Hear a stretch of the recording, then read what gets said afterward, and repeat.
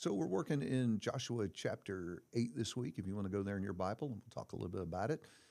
We've already been working the story that's in Joshua Finishing 8. the story. Yeah. I Finishing guess you the don't like story. that chapter break either, right? Well, yeah. It does divide the story into two pieces, but two logical pieces, because you have in 7 Yeah, a natural stopping their point. failure and dealing with that failure. Right. And then in 8 is the upbeat chapter because they're successful again. And 7 ends with an ugly picture because you had to deal with the sinner in their midst. And then 8 Right. ends with a beautiful picture of covenant renewal with God and his people. So most of 8, if you guys have already had a chance to start your reading this week, is just about the battle, right? Yeah. There's are little important details that are tucked into it, and then there's that part at the end that has a special significance. But basically, 8 just tells us how they went about defeating the city of Ai. So, talk a little bit about that. Why? In fact, it's a bit of a lengthy explanation of how all of this goes down. So why are we getting all this detail about how they go about finally taking the city? Well, I think, down around, was it about verse 7 or 8 or so, there kind of gives a little bit of a clue. Whereas, in the Jericho story, they're marching around the walls and, and then the walls falling down and the commander of the army, the host of the Lord, showing up, all of that, emphasized it was God's doing. They were really doing very little to achieve that. And so there's a sense in which now that they have dealt with the sin of bringing Jericho into the camp with Achan, now God is back with them. And so they're going to do some things that are a little bit unconventional still. But verses 7 and 8 give a little bit of the clue. Then you shall rise up from the ambush, seize the city, for the Lord your God will give it into your hand. And as soon as you've taken the city, you shall set fire on it. You shall do according to the commandment of the Lord. See, I have commanded you. And of course, that goes back to how the chapter very much begins in verse 2. Again, just like with Jericho, do to Ai as you did to Jericho and its king. Only it's spoiling the livestock you shall take as plunder for yourself. So a little bit of a different instruction, but the point is, here's the stuff you can take, here's the stuff you can't. Basically, no captives, no survivors. The people are to be put to death. We don't want Canaanite influence in Israel. This time you can keep some of the stuff. And so, part of this is just, again, we're back to doing exactly what God says. And God, again, God is giving it into their hand. That's very much, I think, what seems to be what Josh was trying to get across to them as they do things in this, a little bit of an esoteric way. That comes back. That language comes back up again. You see it in verse number 8. You shall do it according to the word of the Lord. And then you get to 27 on the backside of the battle.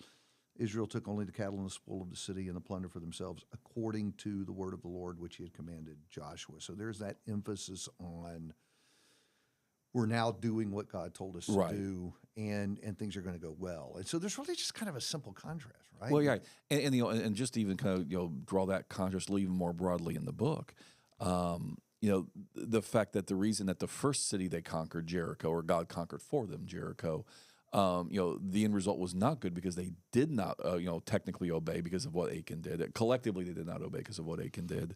And now here the emphasis on this time another city falls, a second city falls, but this time it's done exactly the way God says, as though Israel has learned its lesson the hard way. And so you have an emphasis on exactly, and again a little bit of a different division. You can keep some of the stuff, but the people need to die.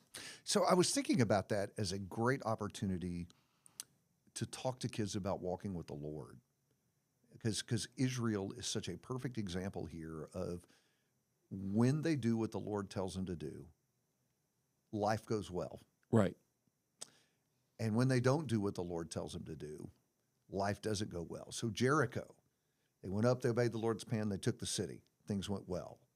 But then in the taking of the city, Achan disobeys. So the next time they go up, things do not go well. They're not with the Lord. Right. And then they deal with Achan. They're doing what the Lord says again. They go back to Ai the second time, and they are able to take the city. So what an opportunity to go back and talk to your kids. Because I think that same thing is easily seen in culture today. Right. When people don't walk with the Lord, look at the disaster, look at the messes, look at the chaos of our times. Why is that? Because people are not walking with the Lord. And who does well? And I mean in the sense of who is able to walk in peace and live a good life It's the people that walk with the Lord. Right. A life free from trouble, but good in the broadest, most important sense. Right. And just even though, again, keep pushing that further, it's important for young people to see too that, here as they're taking these cities, starting with Jericho and this very odd plan of marching around the walls, and you come to Ai, and if it really was, remember when we first met the city of Ai, the whole point was it's a small and significant city, so why not just a direct assault, just given it was a small, we only needed to send a few thousand men up anyways last time we thought. And part of it goes back to is the Lord's way of doing things will be very counterintuitive to what you learn in the world. And yet you do it anyways because God said so. Because it's God's way. You live in a fallen world, what your eyes see, how business is done, how things are done, whether it's where you go to school or where you work or whatever. But if it's in contradiction to the way the Lord said things are to be done, you do it the Lord's way, because the Lord's way, again, is often counterintuitive to what we learn in the world. And sometimes, counterintuitive for a reason. And I think that's certainly true in these two stories. The reason they're doing Jericho the way they are is because God wanted them to know, I am doing this and not you. Right. And so sometimes there's something beyond just sort of the surface consideration. We're not going to invite in a guy from the Joint Chiefs to evaluate how Israel takes Jericho because in modern military thinking, that wouldn't be the right way to do combat for a city, right? Walk around the city and wait till your God makes the walls fall. Yeah, exactly. Let me know how that works out for you. And how silly, actually, how absurd. Right, that that's exactly. Sort of like Noah building a boat.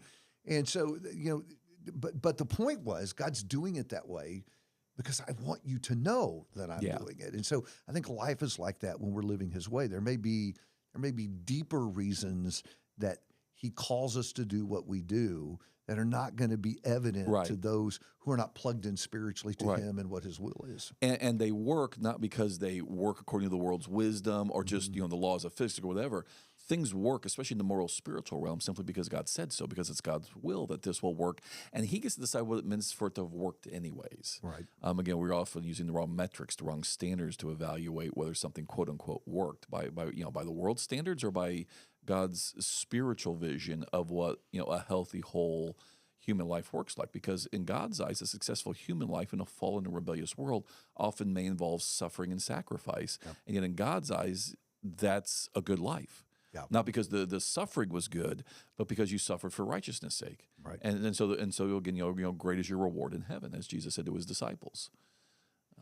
So I'm also thinking about this scene at the end. This seems so fitting to me, and it seems to repeat a biblical pattern that pops up periodically, and that is you've been through a difficult season. Right. And so the nation comes together, and they kind of do, it looks to me like a renewal of the covenant and a reminder of sort of that fundamental lesson in Exodus 19 when all of this started, when God said, if you will hear my voice and do what I say, then you will be my people. That's fundamentally been their piece of the covenant. Right. And it's what wasn't done. Right.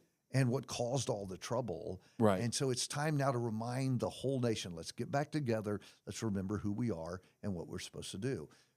God is our God. Yeah. And our part in the covenant is to hear His voice and do what He says. And so now there's a reminder here of that, and I think a dramatic way at the end. Yeah, and again, and it works on a couple of levels.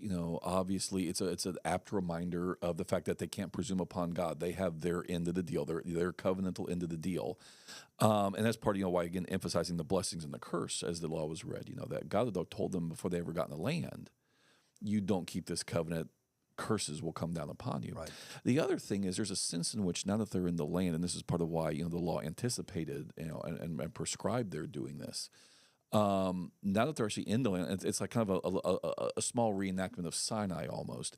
In that they're at Sinai, they get the covenant. God makes them a people. Part of the whole point is they're in the journey to the land and take the land. They have the 40-year detour. It wouldn't have been 40 years leaving Sinai to get to the land if they had had faith to begin with. So we forget that the 40-year detour was because of them. The ideal was you're going to go from Sinai pretty quick into the land, and now you're going to establish yourselves, in a sense, the reign of God, the covenant of God there. So this is the way of also kind of reading the covenant now over the land now that they're there and committing themselves to keeping the covenant in the land. They've always been a wilderness people. But now you basically you go to Mount Ebal and Gerizim, and you ping back and forth to each other these blessings and these curses, the responsibilities of the covenant. And you remind yourselves in the context of a couple of small Israel-style mountains This is our God. This is what we owe. This is our commitment to stay in this land. I wonder if there would not be value in families finding seasons to do that, to have their own little covenant renewal ceremonies where we get together as a family and remind ourselves of who we are. We are God's people. What does that mean? That means we hear his voice and we do what he says, especially maybe after seasons of trouble, because I see that again and again biblically. I think it's Genesis 34 when Jacob's family had been through a messy season. Right. And so they gather at Bethel, right? And they offer sacrifices and they rid themselves of the idols. There was clearly a season where we needed to remind ourselves of who we are and who we serve. And I just wonder if that would be a healthy thing for families to do at regular intervals, to rehearse that and remember, and remind our kids, this is who we are. We are God's children. We're in a covenant relationship with him, which means I hear his voice and I do what he says, and that's how we walk and that's how we live. Yeah. Well, and to that point, I mean, the truth of the matter is, and you see this in the Bible, you see this in our own daily lives, the natural passive drift is always back to the world. It's not closer to God. And so unless you intentionally reset, clean out, the spiritual version of spring cleaning, we just naturally drift back into the world unless we very intentionally veer back towards God through things like the intentional acts like that and intentional seasons like that. Yeah, it's one thing to live with the assumption. It's quite another thing to say it again and again and again. I mean, I've been married for 40 years and I've loved my wife all 40 of those years, but I still needed to tell her that over and over and over again. It's the renewal of our covenant with each other. So a couple of things for families to think about. Maybe you guys work some of that in this week as you and your family do the reading together in Joshua 8.